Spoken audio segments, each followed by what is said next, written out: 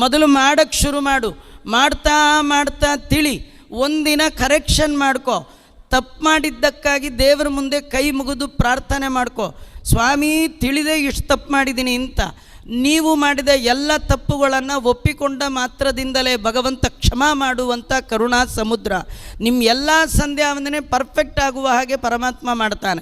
ಆದರೆ ತಪ್ಪು ಅಂತ ಜೀವನದಲ್ಲಿ ಎಂದೂ ತಿಳ್ಕೊಳ್ಳದೆ ನಾ ಮಾಡಿದ್ದೇ ಸರಿ ಅಂತ ತಿಳ್ಕೊಂಡವನ ತಪ್ಪು ಎಂದೂ ಕೂಡ ಅದು ಉದ್ಧಾರ ಆಗಲಿಕ್ಕೆ ಸಾಧ್ಯ ಇಲ್ಲ. ಇನ್ನೇನು ಕ್ವಶ್ಚನ್ ಆನ್ಸರ್ ಪೇಪರ್ ಕೊಟ್ಟು ಬರ್ತೀನಿ ಎನ್ನುವಾಗ ಒಂದನೇ ಪ್ರಶ್ನೆಯಿಂದ ಕಡೆ ಪ್ರಶ್ನೆವರೆಗೆ ಒಂದು ಸತಿ ಗ್ಲಾನ್ಸ್ ಮಾಡಬೇಕು. ಒಮ್ಮೆ ನೀವು ಉತ್ತರ ಪತ್ರಿಕೆಯನ್ನು ಅಧಿಕಾರಿಗಳ ಕೈಲಿ ಕೊಟ್ಟು ವಾಪಸ್ ಬಂದ್ರಿ ಅಂತಾದರೆ, ಈ ದೇಹದ ಒಳಗಿರುವ ಪ್ರಾಣ ಒಂದು ಸತಿ ಹೋಯಿತು ಅಂತಾದರೆ ಕರೆಕ್ಷನ್ ಮಾಡಿಕೊಳ್ಳಿಕ್ಕೆ ದೇಹ ಇಲ್ಲ. ದೇಹ ಇರುವಾಗಲೇ ಪ್ರಾಯಶ್ಚಿತ್ತವನ್ನು ಮಾಡಿಕೊಂಡು ಪರಮಾತ್ಮನಲ್ಲಿ ಪ್ರಾರ್ಥನೆ ಮಾಡಿದರೆ ತಿಳಿಯದೆ ಕಾಲ ಕಳೆದು ಬಿಟ್ಟೆ, ಈಗ ತಿಳಿದಿದ್ದೇನೆ, ಹಿಂದೆ ಮಾಡಿದ್ದೆಲ್ಲ ಅನ್ಯಾಯ ಆಗಿದೆ.